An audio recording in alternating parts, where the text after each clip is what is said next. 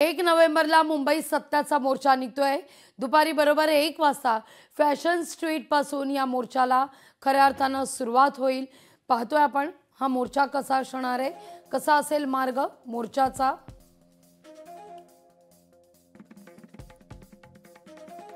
दुपारी 1 वाजता fashion street पासून मोर्चाला सुरुवात होणार आहे। राजकीय नेत्यांसह सामान्य नागरिक या मोर्चात सहभागी होतील। शरद पवार काँग्रेसचे वरिष्ठ नेते या मोर्चात उपस्थित असतील। मुंबई महापालिकेच्या प्रवेशद्वारापर्यंत हा मोर्चा असेल। मोर्चाच्या समारोपात वरिष्ठ नेत्यांची भाषणे होऊन या मोर्चाची सांगता होईल।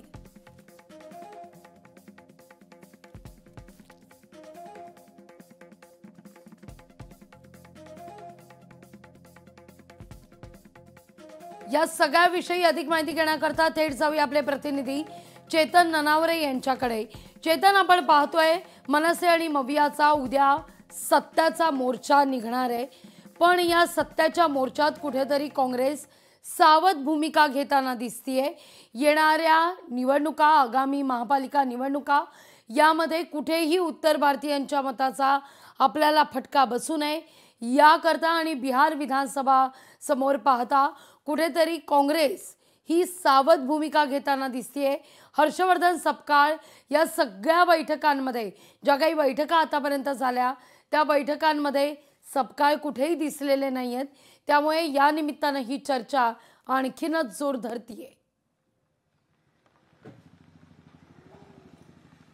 निश्चित लागवी, कारण एकंदरीतच उद्या दुपारी 1 ते 4 दरम्यान लोकांना सत्य सांगण्यासाठीच्या सत्याच्या मोर्चाची हाक विरोधकांनी दिलेली आहे। त्याची सुरुवात याच फॅशन स्ट्रीट पासून होईल।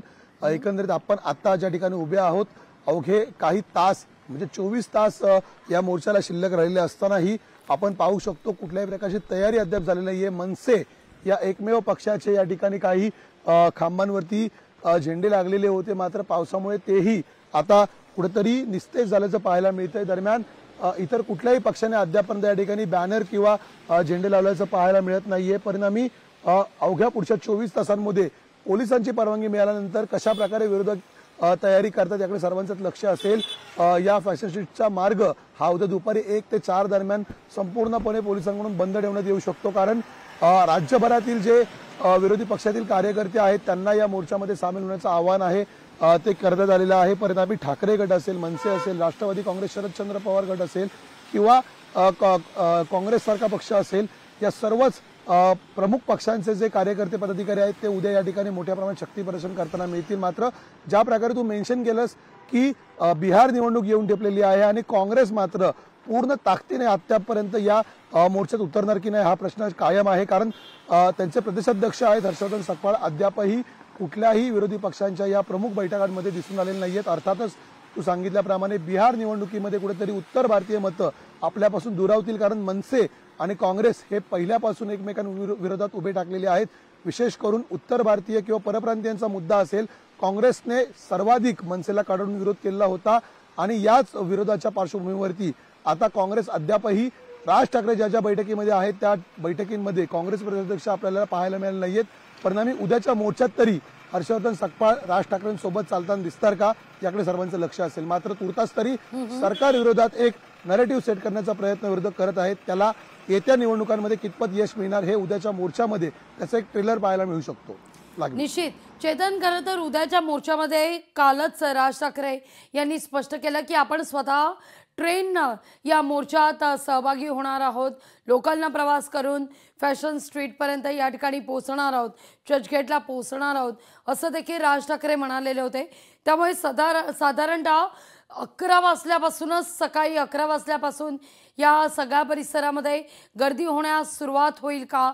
आज काही बैठका होतील का? शिवतीर्थ असू दे, मातोश्री असू दे, आज काही बैठकांचा जोर या मोर्चाच्या निमित्तानं रणनीती फिक्स करण्याच्या दृष्टीनं? निश्चित प्रत्येक जिल्ह्यांमध्ये आता या सर्व पक्षांच्या ज्या स्थानिक पदाधिकारी आहेत, कार्यकर्ते आहेत, त्यांच्या बैठकांचं आयोजन करण्यात आलेलं आहे आणि उद्याच्या मोर्चाची जय्यत तयारी सुरू झालेली आहे। एकूणच सर्वात महत्त्वाची बाब म्हणजे आज सायंकाळी पुन्हा एकदा पोलीस परवानगी मिळाल्यानंतर पाहणी केली जाईल, कारण राज्यातील जी प्रमुख आणि सर्वाधिक महत्त्वाची महापालिका मानली जाते त्या मुंबई महापालिकेसमोर ह्या मोर्चाचा समारोप होणार आहे। त्यामुळे व्यासपीठ त्या ठिकाणी केलं जाऊ शकतं, त्याची तयारी आज सायंकाळी केली जाऊ शकते। मग त्यामुळे अनिल परब असतील, जितेंद्र आव्हाड असतील, या प्रमुख नेत्यांकडून या ठिकाणी पाहणी केली जाऊ शकते आणि तयारीचा आढावा घेतला जाऊ शकतो। त्यामुळे एकूणच आता तयारी संपूर्णपणे कधी पूर्ण होणार याकडे सर्वांचं लक्ष लागलंय। चेतन, तुर्तास धन्यवाद तुम्ही दिलेल्या एकूण सविस्तर माहिती करता। लोकशाही मराठी ऐका, पहा, जागरूक रहा।